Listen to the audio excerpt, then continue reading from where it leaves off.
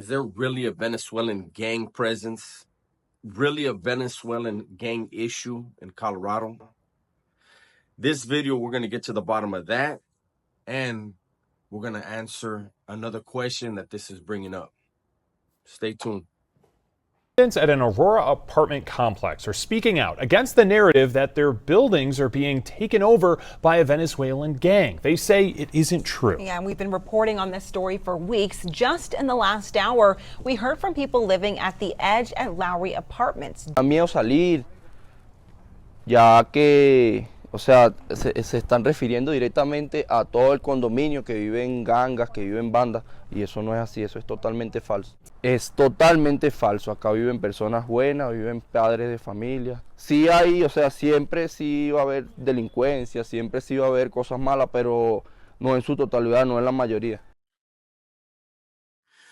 For several weeks now, the eye has been on Colorado, Aurora to be exact.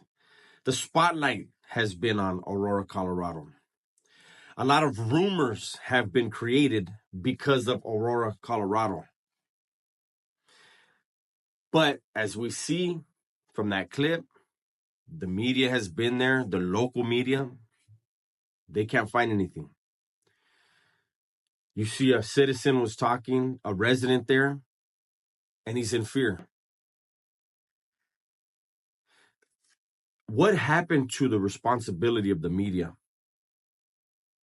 This is something where obviously there are a lot of people in this country who common sense just isn't that common anymore. You know, we had somebody on social media say that the Hells Angels were on their way to fight crime. I understand that the majority of the Hells Angels nowadays are not outlaws. They're guys that are just into the lifestyle and enjoying it. But it still is a 1% club. Who in their right mind thinks they are going to do what the police allegedly are refusing to do? And on that note, the police have gone door to door. Ask the residents what's going on. There's footage of actual residents saying the most dangerous thing about that place is the living conditions, that's what they need help with. And so what I wanted to point out with this video is this. When COVID came out, what happened?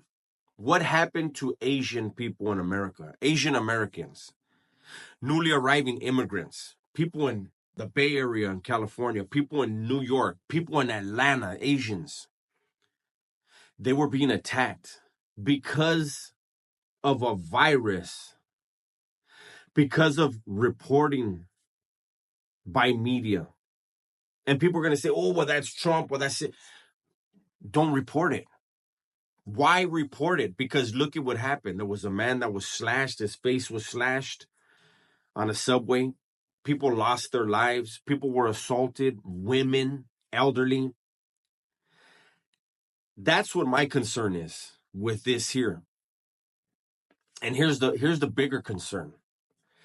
How many of you could walk down the street and there's a handful of what we're going to term Hispanics, a word that I can't stand. How many of you can look at them and know which one's Venezuelan, which one's Honduran, which one's Mexican? Like how can you do that? And for those people who may develop whatever other people developed to attack the Asians, if someone decides, you know what, I'm going to go after these Venezuelans, how do you know who's Venezuelan? How do you know who's a gang member? And why would you do that?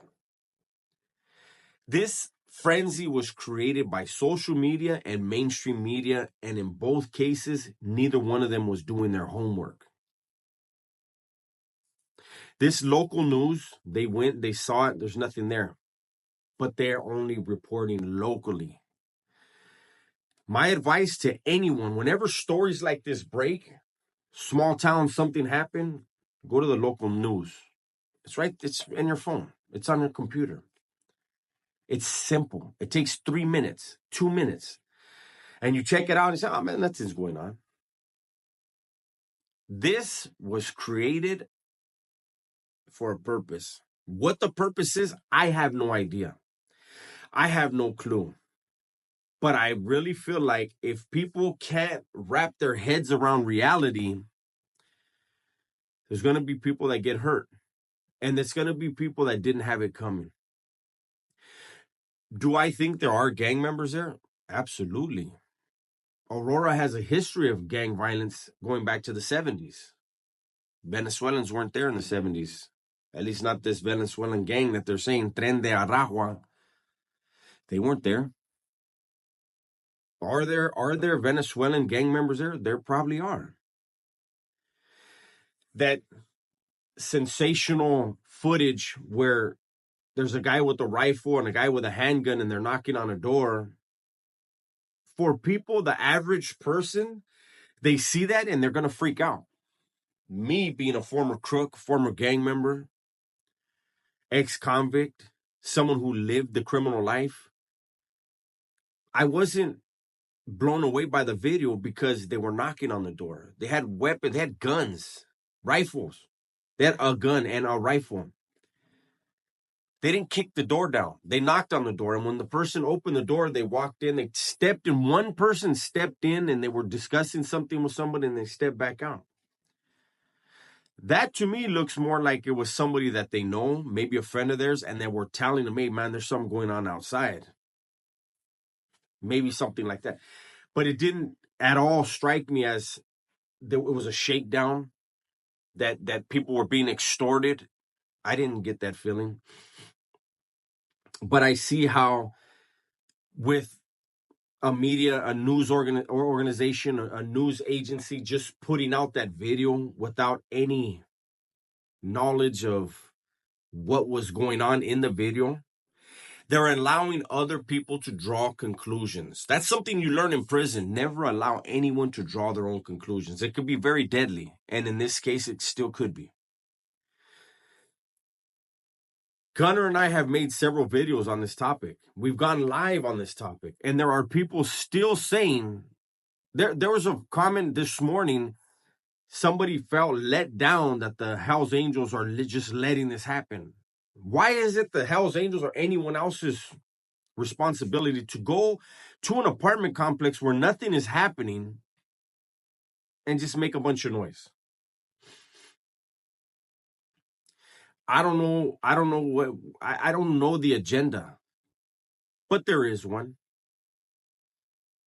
I do feel like someone is going to get hurt at some point.